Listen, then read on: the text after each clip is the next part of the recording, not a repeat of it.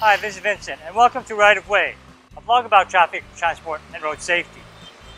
Just yesterday, I went to the Land Transportation Office to register my vehicle. And I have to say, the process was quite hassle-free. From the moment that they stenciled my engine and chassis number until the time they handed me my official receipt and sticker, it was only about 40 minutes. So I have to give congratulations to the LTO for what is a relatively quick and easy process. About a decade ago, maybe a decade and a half ago, registering your car would take at least half a day, maybe 3/4 of a day. Now you can do it in less than an hour. So for that, I congratulate the LTO. However, during the process, I did notice that no one conducted a roadworthiness check on my vehicle. If you take a look at the LTO registration form, there's a whole section there. It's a checklist where inspectors are actually supposed to go through quite a number of individual items on a vehicle to check if they are working. And these include the lighting system, headlights, taillights, brake lights, turning lights, and parking lights. And it also includes clutch systems for manual transmission cars, as well as the brake system. Now, I understand that if an inspection were to take place, this would add at least another 20 minutes to my own registration process. But for whatever reason, no one conducts a roadworthiness test on vehicles. And I think this is especially important for vehicles that are at great risk. And these are smaller vehicles such as motorcycles and tricycles that many times, I have pointed out in the past, do not have operating taillights and braking lights. Let's do a count of the number of motorcycles and tricycles and jeepneys that do not have operating taillights. Taillights, I think, are an essential part of road safety, especially for motorcycles, because if we look at the road crash statistics, motorcycles are the most vulnerable vehicles on the road. If I'm not mistaken, over 50% of the road crashes that happen in the Philippines involve motorcycles and, to some extent, tricycles. So let's wait for nightfall and take a look and count how many tricycles, motorcycles, and jeepneys do not have operating taillights.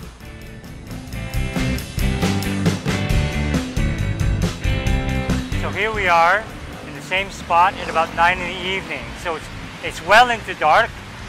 It's not just turned dark, so any vehicles that are on the road should have their lights on. So let's take a look at and count the number of motorcycles and tricycles that don't have working taillights or taillights that may be substandard. So I'll step out of the frame and let's start counting. 1, 2, 3, 4, 5, 6, 7, 8, 9, 10, 11, 12, 13, 14, 15, 16, 17, 18, 19, 20, 21, 22, 23, 24, 25, 26, 27, 28, 29, 30, 31, 32, 33, 34, 35, 35. That's the total number of motorcycles and tricycles that I observed didn't have working taillights or had substandard taillights in the 10 minutes that I was standing on the sidewalk. And during that time, I counted, when I look back at the video, I counted a total of 212 motorcycles and tricycles. So that works out to about 16.5% of the motorcycles and tricycles that passed me that evening, last night, didn't have taillights. Lighting, both headlights and taillights in the evening, are non-negotiable. We shouldn't even be arguing whether we should or shouldn't have them. They need to be working for road safety purposes. Visibility is everything at night. And if you're not visible, if you don't have headlights or taillights, you're almost invisible. I don't know how many times I've been driving at night in strong rains, and all of a sudden a tricycle or a motorcycle without a taillight will appear in my own headlights 20 meters away. And that's very dangerous. And lights, both in the front and the back, aren't only an issue in the evening. Many countries around the world, the United States, Canada, the United Kingdom, all of the European Union, have for several decades now, a couple of decades rather, required that vehicles have what they call daytime running lights. These are lights on the front and the back of vehicles that increase visibility even during the day. So even during the day, it's a road safety issue, and it really helps increase visibility of vehicles. So when we talk about nighttime, all the more. So it's a non-negotiable. And as I said earlier, the statistic that I saw was that more than 50% of the road crashes in the Philippines involve motorcycles and tricycles. So it's really a big issue as far as road safety is concerned. I think the Land Transportation Office really needs to take this roadworthiness checklist more seriously. And as I said, if the LTO feels that it will lengthen the process, the registration process, it may be worth the extra 5 or 10 minutes that is required for an LTO inspector to just walk around the vehicle and just check that the headlights are working, the taillights are working, and all of that. If the LTO doesn't want to do it, they could actually also consider deputizing third-party testers. They've already done that for emissions testing.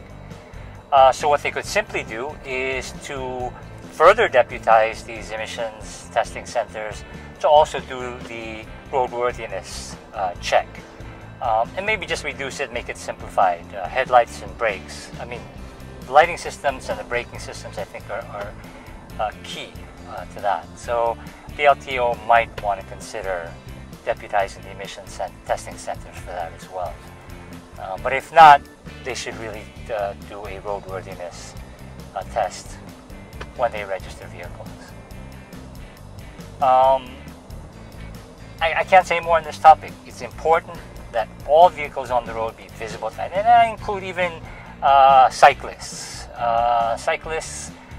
Again, same thing with cyclists. Many times I'll be driving at night, and all of a sudden I'll see a cyclist appear in my headlights 20-25 meters away because they have no lighting. I don't think there are any requirements for them to have lighting systems, and I think perhaps our legislators should consider requiring cyclists who ride at night to have some sort of lighting system.